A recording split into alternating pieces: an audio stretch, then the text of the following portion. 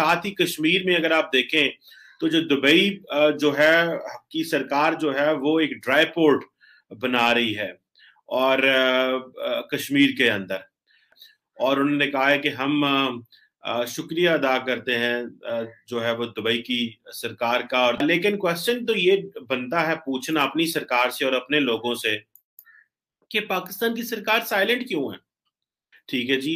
और एक और कंपनी है, अच्छा बहुत सारे क्योंकि इंडियन जो है वो दुबई में बेस्ड हैं।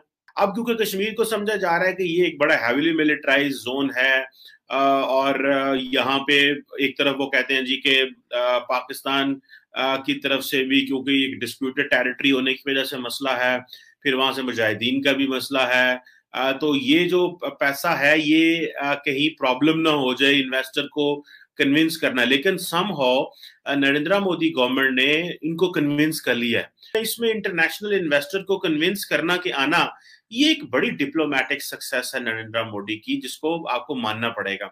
लेकिन क्वेश्चन तो ये आता है कि हमारी हुकूमत क्या कर रही है कि मरी के अंदर जो है वो स्नोफॉल इतनी हुई कि लोग 18-20 लोग अपनी गाड़ियों में ही अपनी जान से चले गए। लोग वो देखने जा रहे थे, लेकिन उनको ये नहीं पता था कि ये जो रास्ता है ये उनके लिए कितना कठिन और मुश्किल हो सकता है। इमरान खान साहब हमेशा ये कहते हैं पूरी दुनिया को कि पाकिस्तान टूरिज्म के लिए बहुत अच्छा है। भाई पाकिस्तान अगर टूरिज्म के लिए बहुत अच्छा है तो इंफ्रास्ट्रक्चर की किधर मौजूदगी है?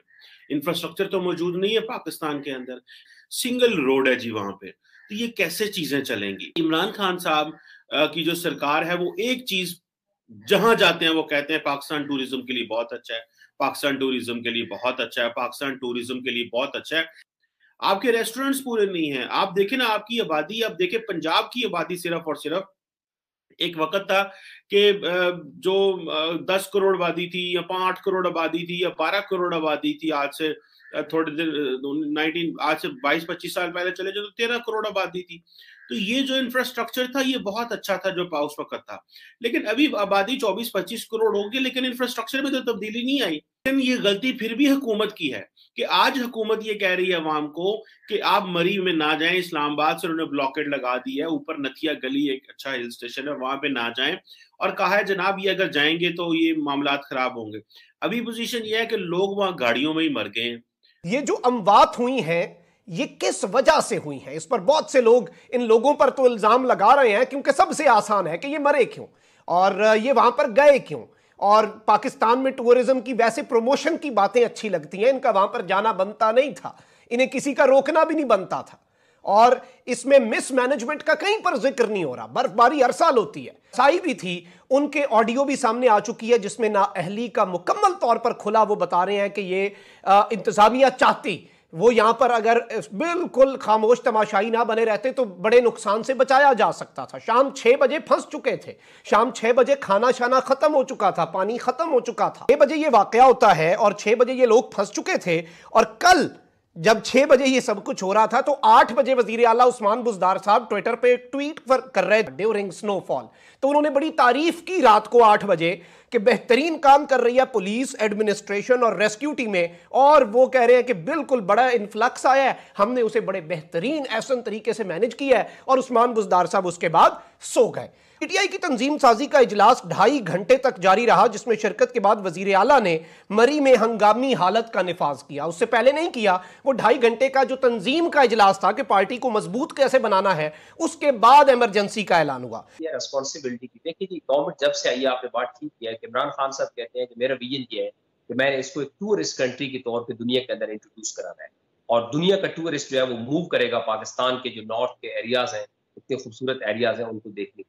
यहां जो मसला हुआ है मरी के अंदर, मरी तो बिल्कुल कैपिटल के साथ है, सेटल्ड एरिया है, तमाम इदारे फंक्शनल हैं और तमाम जो मशीनरी है वो एक्टिव है।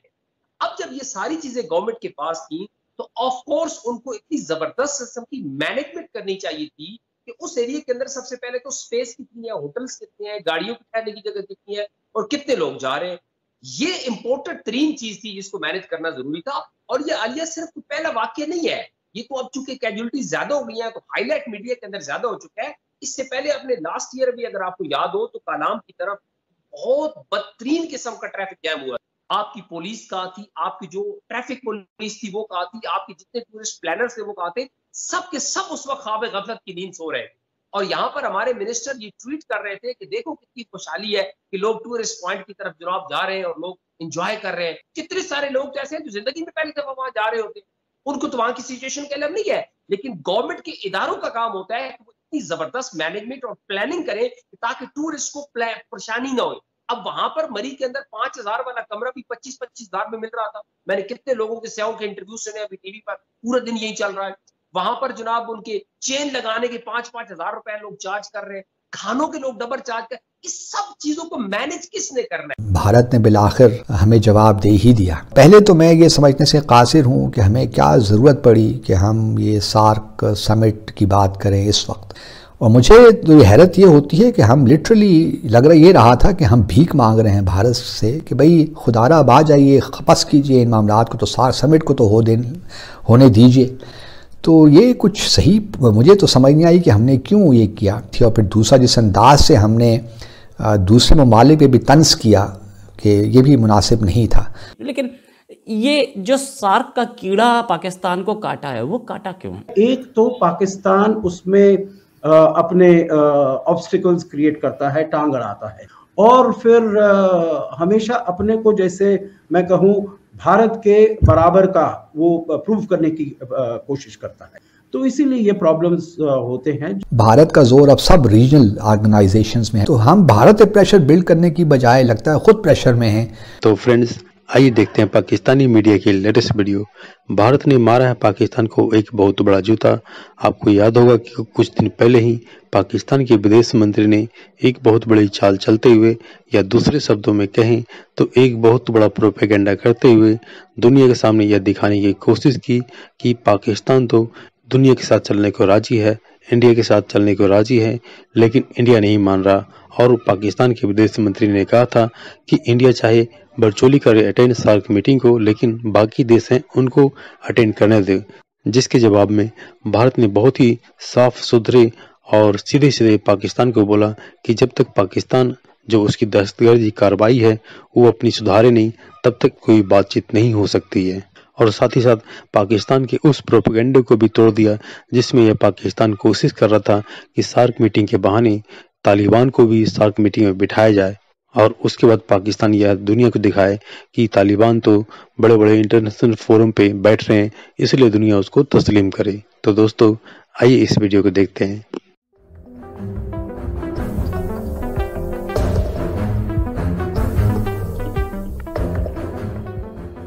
गुज़श्ता रोज़ भारत ने बिलाखिर हमें जवाब दे ही दिया। कुछ दिन पहले आपको याद होगा कि पाकिस्तान ने इस ख्वाहिश का इजहार किया था कि हम सार्क समिट करवाना चाहते हैं, 19वीं सार्क समिट।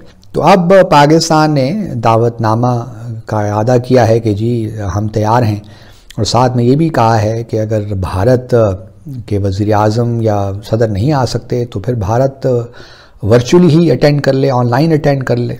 तो कल गुज़श्ता रोज़ भारत के जो तर्जुमान हैं वज़ारत ख़ारिजा, उन्होंने कहा कि जी कोई सूरत हाल तब्दील नहीं हुई 2016 के बाद कि हम सार्क समिट अटेंड करें। सार्क समिट तभी अटेंड करेंगे जब पाकिस्तान अपनी जो दहशत गर्द क्रॉस बॉर्डर टेररिज्म की पॉलिसी है उसको तर्क कर देगा। तो चूँकि पाकिस्तान ने अपनी क्रॉस बॉर्डर टेररिज्म की पॉलिसी में कोई तब्दीली नहीं की, तो इसलिए ज़मीनी हक़ाइक़ नहीं तब्दील हुए, तो कोई वजह नहीं बनती कि भारत सार्क समिट अटेंड करे इस्लामाबाद में। पहले तो मैं ये समझने से कासिर हूँ कि हमें क्या ज़रूरत पड़ी कि हम ये सार्क समिट की बात करें इस वक्त। क्या हम ये वाकई तवक्को रखते हैं कि भारत इस वक्त सार्क समिट इस्लामाबाद में अटेंड करेगा? अगर ये हम तवक्को रख रहे हैं या रखते हैं तो फिर या हमारी ये एक किस्म की हमारी असेसमेंट थी, तो फिर तो शायद हम भारत को समझ नहीं पाते। और मुझे तो ये हैरत ये होती है कि हम लिटरली लग रहा ये रहा था कि हम भीख मांग रहे हैं भारत से कि भाई खुदारा अब आ जाइए, खपस कीजिए इन मामलात को, तो सार्क समिट को तो होने दीजिए। तो ये कुछ सही मुझे तो समझ नहीं आई कि हमने क्यों ये किया। और फिर आप अपने आप पे प्रेशर क्यों ले रहे हैं खामखा सार्क समिट करवा के? फिर ये भी देखिए ना कि 2 पेंडिंग एग्रीमेंट्स हैं सार्क में, एक रेलवेज एग्रीमेंट और मोटर व्हीकल्स एग्रीमेंट थे। और पाकिस्तान वाहिद मुल्क था सार्क का जिसने इन दोनों कहा था कि हमें मज़ीद थोड़ा सा वक्त चाहिए इन पर रिफ्लेक्ट करने का, क्योंकि हम उस वक्त भी तैयार नहीं थे कि भारत को वाघा के ज़रिए अफ़गानिस्तान के साथ तिजारत करने दें। तो मैं तो ये समझ नहीं पाता कि क्यों कर हमने ये सार्क का शोषा छोड़ा है। शायद हम दुनिया को ये दिखाना चाहते हैं, या जो दूसरे ममालिक हैं साउथ एशियन को ये दिखाना चाहते हैं कि जी हम तो तैयार हैं मेज़बानी के लिए, लेकिन भारत रीजनल कोऑपरेशन में एक बहुत बड़ी रुकावट है। तो पहले आप जो फंडामेंटल फैसले हैं उन पे तो कर लें। अभी देखिए आप मिसाल के तौर पर जो भारत ने 50,000 टन वीट गंदम देने का फैसला किया है अफगानिस्तान को, तो उसमें भी प्रॉब्लम्स तो हो रहे हैं। आपने ठीक है अलाउ कर दिया, लेकिन आप भारत के जो ट्रक्स हैं उनको तो अलाउ नहीं कर रहे कि वो पाकिस्तान के थ्रू जाएं। चलिए ये तो आपने कर ही दिया, न जाने किस बुनियाद पे किया, क्या आपकी सोच थी। साथ में आपने ये भी कह दिया कि अगर भारत खुद नहीं आना चाहता तो कम से कम दूसरे सार्क ममालिक को तो इजाज़त दे दे कि वो सार्क मीटिंग इस्लामाबाद में अटेंड करे, समिट। मतलब आप ये कहना चाहते हैं दूसरे ममालिक को कि आपकी कोई इंडिपेंडेंस नहीं है, आप भारत को ब्लाइंडली फॉलो करते हैं। चले मान लेते हैं और ऐसा है भी, हम ये सब समझते हैं कि बाकी ममालिक भारत को नाराज़ नहीं करना चाहते, लेकिन ये ओपनली कहने की क्या ज़रूरत है। ये तो बिल्कुल एक अनडिप्लोमेटिक मेरे ख्याल में स्टेटमेंट थी। क्यों कर हमने ये पहले तो सार्क समिट का शोशा उठाया जिसकी क़तम कोई ज़रूरत नहीं थी, और फिर दूसरा जिस अंदाज से हमने दूसरे ममालिक पे भी तंज किया कि ये भी मुनासिब नहीं था। भारत का जोर अब सब रीजनल ऑर्गेनाइजेशंस में है, लाइक बिम्स्टेक है, Bay of Bengal initiative for multi sectoral technical and economic cooperation. तो हम भारत पे प्रेशर बिल्ड करने की बजाय लगता है खुद प्रेशर में हैं। इंडिया ने सीधे सीधे मना कर दिया। सार्क की समिट 2014 से नहीं हुई है, 2016 में होनी थी और बिल्कुल 2016 वाली नहीं हुई। लेकिन ये जो सार्क का कीड़ा पाकिस्तान को काटा है वो काटा क्यों? अभी क्यों ऐसी बात हो रही है कि हम सार्क बुलाएंगे? पीछे की जो साजिश है, जो प्लानिंग है पाकिस्तान की, वो अब खुल के सामने आ रही है। चाहता ये है पाकिस्तान कि वो तालिबान को बुलाए और वो तालिबान सार्क की समिट में बैठे, क्योंकि अफगानिस्तान मेंबर है और वहाँ पे काबिज तालिबान है। कोई कंट्री नहीं चाहता कि तालिबान को रिकॉग्निशन मिले। इनका प्रयास ये था कि वो लेके आए सार्क की समिट में बिठाएं, ताकि फिर दिखाएं देखो सार्क की समिट तो वो ज्वाइन करता है, तो बाकी जगह क्यों नहीं आ सकता, यूएन में क्यों नहीं आ सकता। ये चीज़ें रोकनी बहुत ज़रूरी थी। आज इंडिया का स्टैंड बिल्कुल काबिल तारीफ स्टैंड था। इंडिया ने बहुत क्लियरली बोला कि नहीं, ऐसा नहीं हो सकता। इनकी कोशिश ये है कि ये इंटरनेशनल फोरम्स पे निकालें तालिबान को और रिकॉग्निशन दिलवाएं। हालांकि खुद ही अपने सैनिक मार रहा है तालिबान, बॉर्डर पे फेंसिंग इनकी उठा के फेंक रहा है, सब कुछ कर रहा है इनके खिलाफ, और लेकिन इनका प्यार खत्म नहीं हो रहा तालिबान से। या कुछ और रीज़न है, या ये एक बड़ा साजिश है, बड़ी साजिश है कि हमने ये दिखाएं कि तालिबान तो हमारे भी खिलाफ काम कर रहा है, तालिबान तो हमारे ही लोग मार रहा है। ये लोग ऐसा भी कर देते हैं, अपने आदमी मरवा सकते हैं। सार्क क्यों नहीं सक्सेसफुल हो पाता, क्यों नहीं इसकी मीटिंग्स हो पाती? क्योंकि हर जगह एक तो पाकिस्तान उसमें अपने ऑब्स्टिकल्स क्रिएट करता है, टांग अड़ाता है, और फिर हमेशा अपने को, जैसे मैं कहूँ, भारत के बराबर का वो प्रूव करने की कोशिश करता है। अब पाकिस्तान चाहे वो जनसंख्या में हो, इकोनॉमी में हो, वो कम है, परंतु भारत बिल्कुल उसको अपने एज एन इक्वल ट्रीट करता है। परंतु पाकिस्तान हमेशा जैसे अपना वन अपमैनशिप में लगा रहता है।